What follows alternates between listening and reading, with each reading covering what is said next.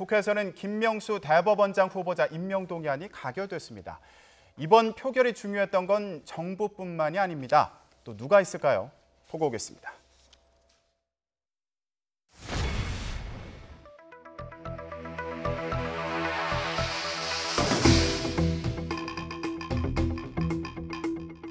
국민의당은 인사에 관한 한 자유투표가 원칙입니다. 사법부 독립을 지킬 수 있는 분인지가 가장 중요한 원칙 중에 하나입니다.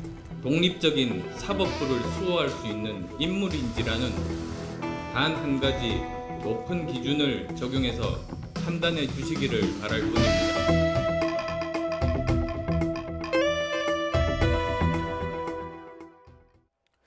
네, 이번 표결 결과가 국민의당, 특히 안철수 대표에게 중요한 자리가 아니었나 이런 생각을 하게 되는데 어떻게 평가하십니까? 국민의당의 영향력이 좀 보여졌다 이렇게 볼 수 있을까요? 국민의당 의원님들의 선택에 따라서 결국은 가결된 거 아닙니까? 이렇게 네. 보이고요. 저희는 당론 투표로 결정하지 않았지만 의원들이 세 차례에 걸쳐서 심도 있는 토의를 했고요. 그리고 오늘 본회의 표결 전에 네. 김동철 원내대표가 얘기를 했습니다. 의원들 의견을 쭉 들어보니까 사실은 찬성표가 더 많다. 그래서 가결될 것이다. 가결의 전제 조건은 민주당에서 반란표, 그러니까 표가 이탈하지 않는다면 가결될 것이다를 얘기를 했고 그 전제하에 문재인 대통령께 앞으로 소통, 협치 얘기를 했고요. 그다음에 김명수 이제는 이제 대법원장이 됐죠. 김명수 대법원장께 말씀하신 대로 사법개혁을 좀 잘해달라는 취지와 그다음에 사법부 독립에 애써달라는 이미 당부까지 했어요. 그래서 사실은 표결 전에 이미 이 정도 표는 아니지만요. 가결될 거로는 예상하고 있었습니다. 네. 네. 예, 지금 130표 정도는 민주당이 확보했다라고 주장을 했지 않습니까? 그럼 20표만 오면 통과인데 사실은 추가로 10표가 더 왔습니다. 그렇다면 아마도 국민의당에서 상당히 중요한 역할을 했기 때문에 통과된다고 보는데 다만 저는 이 부분에 대해서는 캐스팅 보트라고 표현을 하고 싶지 않아요. 왜냐하면 캐스팅 보트라는 것은 마지막 당론이 어느 한쪽으로 기울어서 결정적으로 대세를 좌우하는 건데 이건 자유투표라는 겁니다. 근데 이 자유투표만 해도 저는 상당히 좀 문제가 좀 있다고 보는데 사실 네. 안철수 대표가 그런 표현을 했지 않습니까? 사실 사법부 독립에 적합한 인물인지를 판단해달라라고 표현을 했고 공식 네. 입장으로 개인적으로 어떻게 생각하는지 기자들은 물었더니 긍정적일 수도 있고 부정적일 수도 있다고 봅니다. 저는 이거는요 솔직히 말해서 안철수 대표가 많은 표현을 이렇게 애들로 얘기했지만 사실상은 반대의 메시지를 던졌다고 봅니다. 저는 그럼에도 불구하고 사실 잔석이 된 거고 또 하나는 만약 이거를 당론으로 정했다 하더라도 이거는 어느 한쪽에도 이탈표가 상당히 나올 수밖에 없었다. 그래서 앞으로 안철수 대표가 국민의당을 제대로 본인의 의지대로 캐스팅 보트 역할을 할 수 있을 건지 네. 이게 상당히 의문이고요. 만약 이게 자율권이고 국민 개개인의 독립기관으로서 국회의원들에게 이게 바람직하다고 생각한다면 앞으로 이후 모든 의사결정 사건에 있어서 사실 자유권 말하자면 각자의 판단에 맡기도록 해야 되는 거죠. 근데 그렇지 않을 경우는 이렇게 캐스팅 보트가 아니라 이탈표가 나오고 상당히 표가 분산될 수 있고 그래서 안철수 리더십이 계속 흔들릴 수도 있지 않나라는 생각을 해봅니다. 똑같은 경우로 김희수 때도 자유투표를 했는데 그때는 캐스팅 보트고 언론에서 막 평가를 했는데 똑같은 경우로 지금 김명수 대법원장이 통과가 되니까 그건 또 국민의당의 안철수 대표의 리더십 얘기를 하는데요.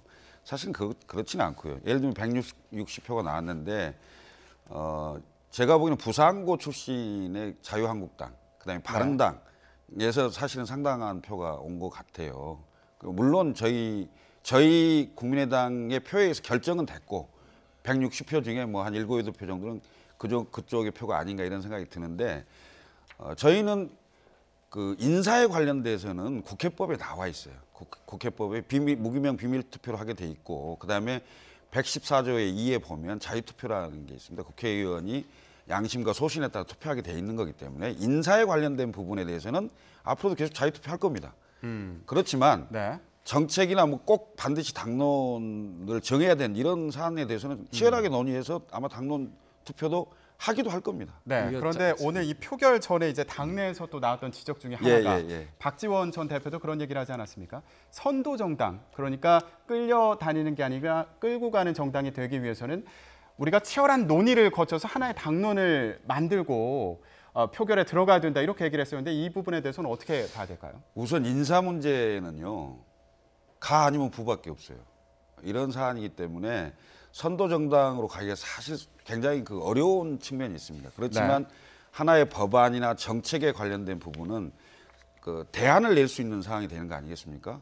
이런 사안이 되면은 사실 국민의당은 대안을 내놓고 여든 야든 서로 협상하는 가운데서 선도 정당의 역할을 충분히 할 수 있을 거라고 생각하고 있습니다. 짧게 말씀드리면 아까 김희수나 김명수 두 부분에 대해서 다 저는 진정한 의미에서 캐스팅 보트가 아니라고 생각하는 거고요. 그리고 박지원 대표뿐만 아니라 전쟁배라든지 정동윤이라든지 당내 중진 의원들이 어떻게 보면 지금까지 청문회 중에서 가장 흠결이 적은 인물 그리고 사법부의 가장 개혁의 최적임자 인물이라고 극찬을 했는데 국민당 내에서 이 부분에 대해서 사실은 안철수 대표가 어떻게 생각하는 이런 부분들에 대해서 사실 침묵을 지금 아무 얘기가 없거든요. 네. 그렇다면 정말 인물을 보고 국민의당이 가부를 평가하는 건지 아니면 순전히 그때그때 당 상황에 따라서 전략적 차원에서 판단하는 건지 이런 부분에 대해서 상당히 애매모호했다라는 부분을 저는 뭐 꼭 그런 건 아니고요. 계속 밝혔습니다만은 세 가지 그 판단 기준을 얘기했죠. 사법부 독립을 지킬 수 있는 사람이냐, 그다음에 사법부 개혁을 잘 이끌어갈 적임자이냐, 그다음에 사법부 행정을 안정적으로 이끌 수 있는 리더십이 있느냐, 이 세 가지 판단을 했는데요. 판단 기준에 의해서 한 거고 제가 보기에는 국민의당 오늘 그 투표에 임한 의원님들이 사실은 사법부 개혁 부분에 상당히 방점이 좀 찍혀 있었던 게 아닌가 이런 판단을 좀 해봅니다. 네. 그러니까 지금 말씀은 이번 건 같은 경우에는 인선 문제라는 특수성이 있었기 때문이다. 그리고 앞으로 다른 정책과 관련돼서는 당론을 정할 수도 있다. 선도 정당이 될 수 있다 이런 말씀을 주신 그렇습니다. 거고요. 예. 하지만 좀 아쉬운 부분이 있다 이런 말씀이십니다. 예, 그렇습니다. 이게 뭐 이제 19대, 20대 국회는 뭐 국민의당의 손에 달려 있다라고 뭐 안철수 대표가 얘기를 했지만은 그는 너무 이제 과도한 표현인 것 같고 저는 정말 전략적인 판단이 없이 제대로 인물을 보고 판단을 했으면 좋겠다는 생각이 들고요. 네. 진짜 대법원장이라는 정말 중요한 자리 이 부분이 통과 여부가 정말 본회의 직전까지도 오리무중이고 거기다가 아슬아슬하게 통과하고 아슬아슬하게 또 부결되고 이러한 한국적 현실이 진짜 새삼스럽게 저는 안타깝다는 생각이 듭니다. 알겠습니다. 앞으로는 국민의당이 어떤 또 역할을 보여주는지 지켜보도록 하겠습니다. 네, 오늘 말씀 여기까지 듣겠습니다. 두 분 고맙습니다.